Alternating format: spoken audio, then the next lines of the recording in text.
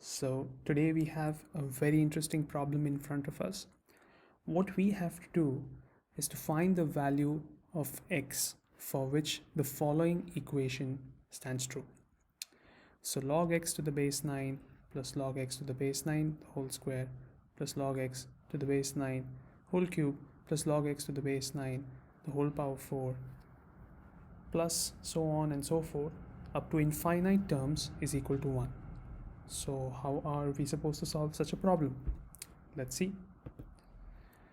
So these type of problems are actually called, or these equations that you just saw, the equation that you just saw before, is basically called a geometric progression. So what is a geometric progression?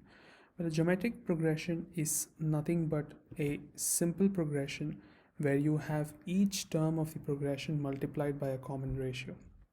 So as you can see over here, an example, you have a, you have ar squared, ar cube, and so on and so forth. Here a is the coefficient of each term and r is the common ratio. A common example would be, let's say 3, 9, 27, 81, 243, etc. So this is an example of a geometric progression where a is equal to 3 and r is also equal to 3, right? Now if we look at our problem here, what we have been given as a problem is basically the sum of a geometric progression. So we have to calculate the sum of a geometric progression and find the value of x. Okay, so it's quite an easy problem. It's not such a difficult problem. It's just that you need to understand the concepts of geometric progression. Even in our geometric progression, if you see the value of a, that's log x to the base 9, and r is also log x to the base 9. So now let's try to calculate the sum of a geometric progression, right? So to calculate the sum of a geometric progression, we will start with Sn, that is the geometric progression till the nth term. So in this particular progression, you will see terms from a, ar squared, etc. till ar raised to n minus 1. So these are n terms. We're trying to find the sum of all of these. But remember that the geometric progression that we received as a problem is basically up to infinity. But we will be coming up there. We will be seeing that how do we calculate the sum of a geometric progression which has infinite number of terms, right? So what we will do, we will name this as equation 1. Right now we have to calculate the value of Sn, right? So to do that, we will multiply Sn with the common ratio, which is r. So r times Sn is going to give us ar plus ar squared plus ar cubed plus ar power 4 and so on and so forth till arn, right?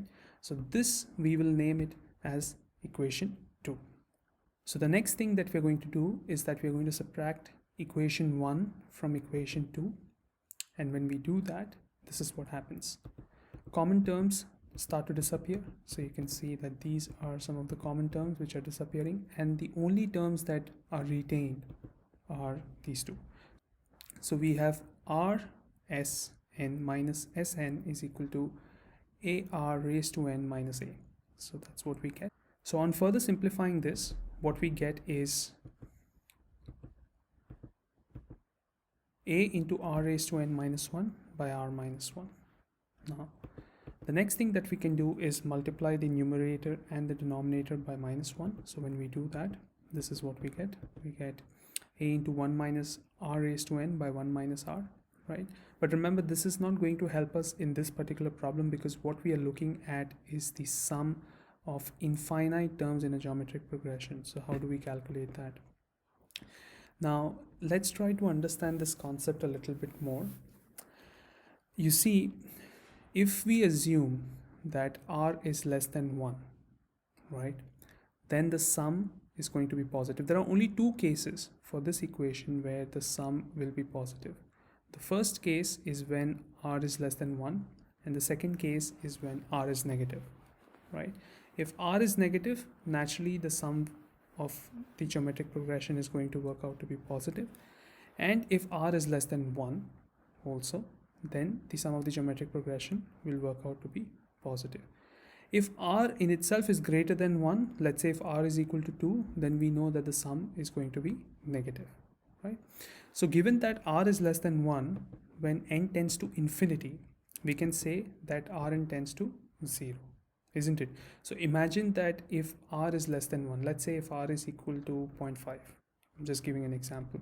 So if r is equal to 0.5, right, and n tends to infinity, then what can we say? We can say that the value of r power n is going to 0, is going towards 0, because it's going to be really, really very small, right? So based on this understanding that r is less than 1, we can deduce a formula for sum of infinite terms of a geometric progression, and that would be a by 1 minus r. Okay, so now that we have got a formula for the sum of a geometric progression that goes up to infinite terms, here is $1 million question. And the question is, how do we know if log x to the base 9 is less than 1? Because remember, in the previous formula, if we go back to the previous formula, we have clearly said that this formula would work only if r is less than 1. So how do we know that in our problem where r is also log x to the base 9, log x to the base 9 is less than 1? How do we know that? So again, the same explanation. If you think about it, I clearly told you that when the sum of a geometric progression is positive, there are only two aspects to it, right? The first aspect is that r is less than 1, and the second aspect is that r is negative. That's how this particular equation stands true, right? So now what we're going to do is we are going to substitute the values of a and r into the formula that we had deduced before, right? So when we substitute this, we obviously know that the sum is 1, right? And we are going to substitute the values of a and r. So that's going to be log x to the base 9 by 1 minus log x to the base 9, right? Now we try to simplify this further. So we have 1 minus log x to the base 9, which is equal to log x to the base 9. So now when we start to simplify this equation, we can see that 2 times log x to the base 9 will be equal to 1. So from this we can say that log x to the base 9 is equal to half. So as I previously told you that the value of r surely is going to be less than 1, and here it is, right? But remember, we are not trying to solve for the value of log x to the base 9, we are trying to solve for the value of x. So when you're trying to solve for the value of x, you obviously need to know how to solve this particular equation, right? So from our understanding, it is very clear that log 9 to the base 9 is 1, log 81 to the base 9 is 2. So what would be the value of x such that log x to the base 9 is equal to half? So that's very clear that it has to be the square root of 9, which is 3. So that's what the answer for x is. So I hope you guys enjoyed this video. Please share it with your friends. Please give me ideas if you want me to work on a particular math problem.